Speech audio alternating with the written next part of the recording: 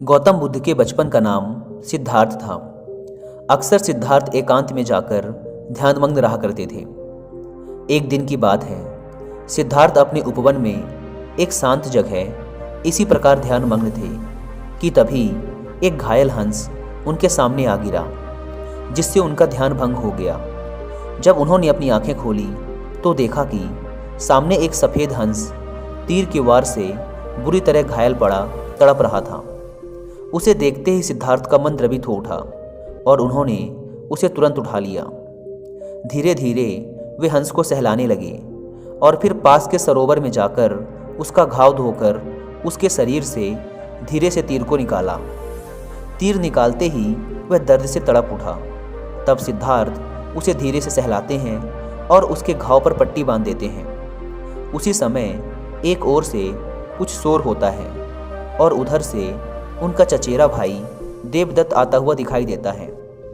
सिद्धार्थ के हाथ में वह उस हंस को देखकर बहुत खुश होता है और उस हंस को लेने के लिए सिद्धार्थ के पास भागता हुआ आता है।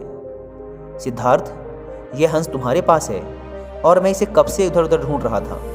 यह मेरा शिकार है और अब जाकर मिला है। देवदत्त ने हंसते हुए सिद्धार्थ से कहा। नहीं देवदत्त, यह हंस मेरा है। यह तो कब का दम तोड़ देता अगर मैं समय पर इसका इलाज ना करता। सिद्धार्थ ने देवदत्त से कहा। दम तोड़ देता तो क्या होता? मैंने इसीलिए तो इसे मारा है। यह तो मेरा शिकार है। तुम जबरदस्ती मेरे शिकार को हड़पना चाहते हो, देवदत्त ने गुस्से में कहा। इस तरह दोनों भाइयों में उस हंस के लिए वाद विवाद होने लगा और धीरे धीरे बात बढ़ती गई।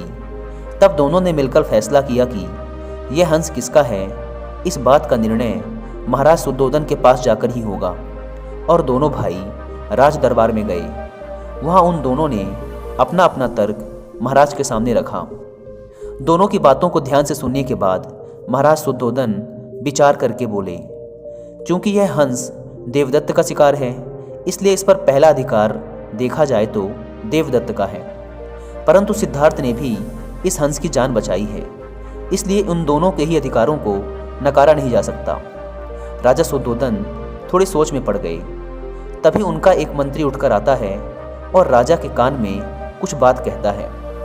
बात सुनने के बाद राजा शुद्धोधन ने हंस को सभा में लाने का आदेश दिया।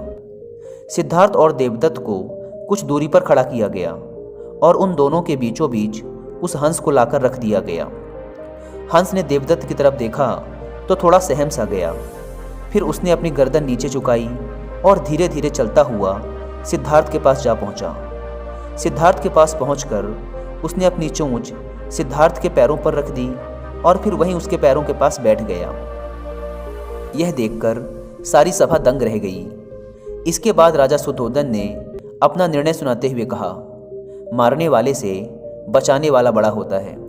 इस हंस ने अपने असली मालिक को खुद चुना है, इसलिए ये हंस सिद्धार्थ का हुआ। महाराज शुद्धोधन का निर्णय सुनकर सिद्धार्थ की आंखों में एक चमक आ गई और वे उस हंस के शरीर पर धीरे से अपना हाथ सहलाने लगे।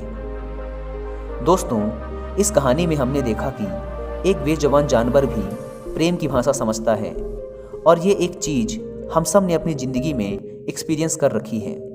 एक किसान के लिए उसके बैल उसके प्रेम को महसूस कर सकते हैं। हमारे पालतू कुत्ते बिल्ली भी हमारी आत्मिक प्रेम भावनाओं को समझते हैं, क्योंकि प्रेम एक एहसास है जिसे समझने के लिए किसी भाषा की ज़रूरत नहीं है, बल्कि इसे तो महसूस किया जा सकता है, जो कि हर एक जीवित प्राणी कर सकता है। इसलिए दोस्तों, हमें भी इन बेजुबान जानवरों के प्रति एक प्रेमपूर्ण नज़रिया रखना चाहिए।